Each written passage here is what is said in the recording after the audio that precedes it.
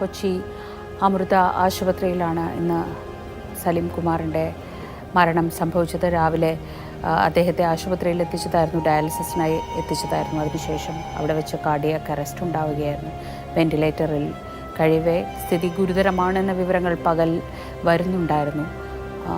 ഒടുവിൽ അപ്രതീക്ഷിതമായ 56-ാം വയസ്സിൽ കരൾ രോഗബാധിതനായിരുന്നു അദ്ദേഹം.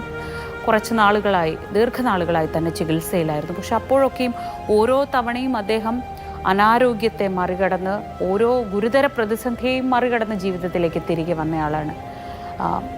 എസ് അരുൺ ശങ്കർ കൂടി അമൃത ആശുപത്രിയിൽ നിന്ന് ചേരുന്നുണ്ട്. അരുൺ, നാളത്തെ കാര്യങ്ങളൊക്കെ എങ്ങനെയാണ് ക്രമീകരിച്ചിരിക്കുന്നത്?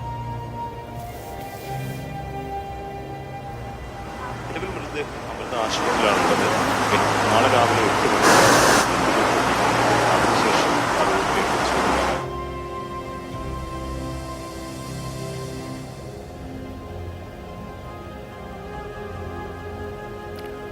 അരുണിലേക്ക് എത്താം.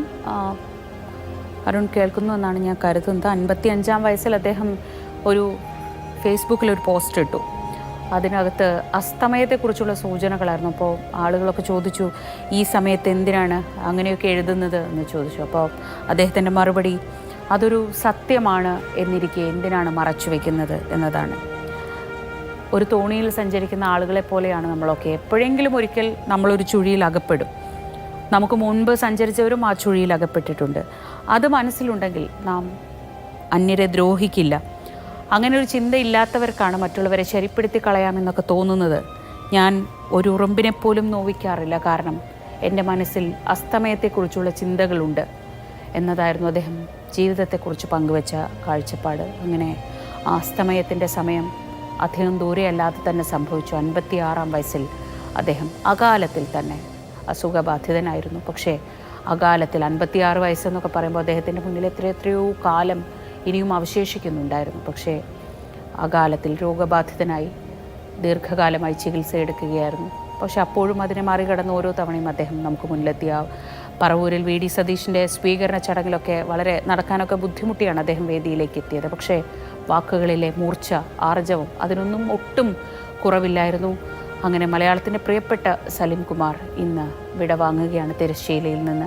തൻ്റെ കഥാപാത്രങ്ങളെല്ലാം ബാക്കി വെച്ച്, തൻ്റെ ചിരി, താൻ മലയാളികളുടെ മനസ്സിലേക്ക് പകർന്ന ചിരിയെല്ലാം എക്കാലത്തേക്കും അനശ്വരമാക്കി വെച്ചുകൊണ്ട് അദ്ദേഹം വിട പറഞ്ഞിരിക്കുകയാണ്. എസ് അരുൺ ശങ്കർ അമൃത ആശുപത്രിയിൽ നിന്ന് തുടരുന്നുണ്ട്. അരുൺ, ഇപ്പോൾ അവിടെ ആരൊക്കെയാണുള്ളത്? നാളെ എങ്ങനെയൊക്കെയാണ് കാര്യങ്ങൾ ക്രമീകരിച്ചിരിക്കുന്നത്? നാളെയല്ല, ഇന്ന് പുലർച്ചെ. ഇപ്പോൾ നമ്മൾ പുലർച്ചെയാണ്, ഇന്നത്തെ ദിവസം തന്നെ. രാവിലെ 8 മണിയോട് കൂടിയാണ് മൃതദേഹം ബന്ധുക്കൾക്ക് വിട്ടു.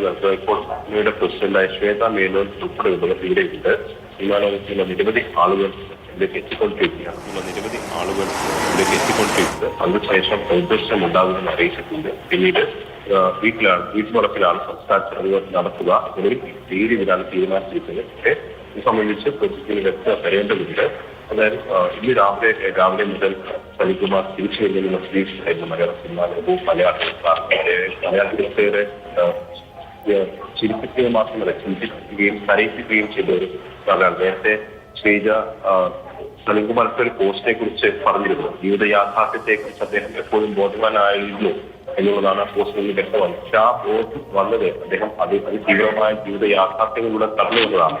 കാരണം അദ്ദേഹം ഈ സിനിമയിലേക്ക് വരുമ്പോൾ ആദ്യ സിനിമയായിട്ട് നമ്മൾ പറയുന്നത് ഇഷ്ടമാണ് നൂറുവട്ടം എന്നുള്ളതാണ്. പക്ഷെ അതിന് മുൻപൊരു സിനിമ അദ്ദേഹം അഭിനയിച്ചു, ചില സീനുകൾ അഭിനയിച്ചു. പക്ഷെ ആ സിനിമയിൽ അദ്ദേഹത്തെ ഒഴിവാക്കി. എന്തുകൊണ്ട് ഒഴിവാക്കി ചോദിച്ചപ്പോൾ അത് ടൈമിംഗ് പോരാ എന്ന് പറഞ്ഞ് ആ സിനിമയിൽ നിന്ന് ഒഴിവാക്കുകയാണുണ്ടായെന്നാണ് പറയുന്നത്. അതിനുശേഷം അദ്ദേഹം ആ സിനിമയുടെ പ്രൊഡക്ഷൻ കൺട്രോള് ഒരു പൈസ പോലും കൊടുക്കാതെ കോട്ടയത്ത് റെയിൽവേ സ്റ്റേഷനിൽ കൊണ്ടുവന്ന് വിടുകയാണുണ്ടായത്.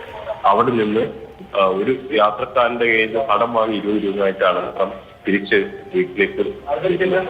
അപ്പോൾ അന്നെടുത്തൊരു തീരുമാനമായിരുന്നു. കാരണം അദ്ദേഹത്തിന്റെ രൂപത്തെ പോലും ഇതിലേക്ക് ചെയ്യുന്നതല്ല എന്ന തരത്തിൽ ആൾക്കാർ പരിഹസിച്ചിരുന്നു. അപ്പോൾ ആ പരിഹാസങ്ങളെയൊക്കെ ബദലി മാറ്റിക്കൊണ്ടാണ് ഒരു സ്വയം നിർമ്മിച്ചെടുത്ത ആത്മവിശ്വാസവും അങ്ങനെ വഴിപെട്ട് വന്ന ഒരു വ്യക്തിയാണ് സലീം കുമാർ എന്ന് പറയുന്നത്. അതുകൊണ്ട് തന്നെയാണ് സലീം കുമാർ കാര്യങ്ങളെ പച്ചയായി തന്നെ പറയുകയും കൃത്യമായ നിലപാടുകൾ വ്യക്തമാക്കുകയും ചെയ്തു. ആ ജീവിത യാഥാർത്ഥ്യങ്ങളിലൂടെ കടന്നു വന്ന വ്യക്തി ആയതുകൊണ്ട് മാത്രമാണ് അദ്ദേഹം ഒരു കൊമേഡിയൻ എന്ന് കുറ്റപ്പെടുത്തപ്പെടാൻ ഒരിക്കലും ആഗ്രഹിച്ചില്ല. തുറന്നു പറയുക തന്നെ ചെയ്തിട്ടുണ്ട്. എന്ത് കൊമേഡിയൻ എന്ന് പറഞ്ഞ് കമ്പാർട്ട്മെന്റലൈസ് ചെയ്യേണ്ട ആവശ്യം എന്താണ്? എല്ലാവരും നടന്മാരാണെന്നുള്ളതായിരുന്നു അദ്ദേഹത്തിന്റെ നിലപാട്. അതോടൊപ്പം തന്നെ അദ്ദേഹം ഈ കോമഡി ചെയ്യുന്നവരെ കുറിച്ച് പറഞ്ഞ ഒരു പരാമർശം വളരെ പ്രസക്തമായിരുന്നു. അതായത് ഒരു തമിഴ്നാട്ടിലെ IG-യുടെ റോള് ചെയ്യുന്ന ഒരാൾക്ക് കേരളത്തിലെ IG-യുടെ റോളും ചെയ്യാൻ കഴിയും. പക്ഷെ തമിഴ്നാട്ടിൽ കോമഡി ചെയ്യുന്ന ഒരാൾക്ക് കേരളത്തിൽ വന്ന് കോമഡി ചെയ്യാനോ, കേരളത്തിൽ കോമഡി ചെയ്യുന്ന ഒരാൾക്ക് തമിഴ്നാട്ടിൽ പോയി കോമഡി ചെയ്യാനോ കഴിയില്ലെന്നുള്ളതായിരുന്നു അദ്ദേഹത്തിന്റെ വാദം. അതായത്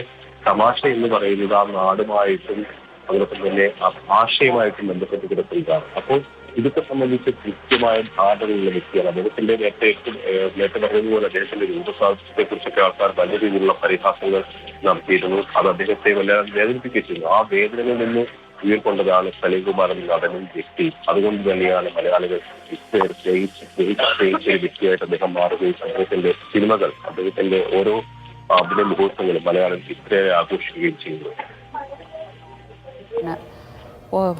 ജീവിത യാഥാർത്ഥ്യങ്ങളുടെ പരുക്കൻ ജീവിത യാഥാർത്ഥ്യങ്ങളുടെ കരുത്ത് എപ്പോഴും അദ്ദേഹത്തിൻ്റെ വാക്കുകളിലുണ്ടായിരുന്നു. അതുകൊണ്ട് തന്നെ അദ്ദേഹം ഒന്നിനെയും ഭയപ്പെട്ടിരുന്നില്ല എന്നതാണ് യാഥാർത്ഥ്യം. തൻ്റെ നിലപാടുകളെക്കുറിച്ച് ആളുകൾ എങ്ങനെ കാണും, അല്ലെങ്കിൽ ആ നിലപാടുകൾ എങ്ങനെ സ്വീകരിക്കും, അതൊന്നും അദ്ദേഹത്തിൻ്റെ വിഷയമായിരുന്നില്ല. തനിക്ക് ശരിയെന്ന് തോന്നുന്നു പറഞ്ഞു, അത് വിശ്വസിച്ചു, അത് ആർജവത്തോടെ തല ഉയർത്തി തന്നെ നിന്ന് പറയാൻ അദ്ദേഹം എപ്പോഴും അത് അദ്ദേഹത്തിൻ്റെ ഒരു രീതിയായി തന്നെ പാലിച്ചു പോന്നു.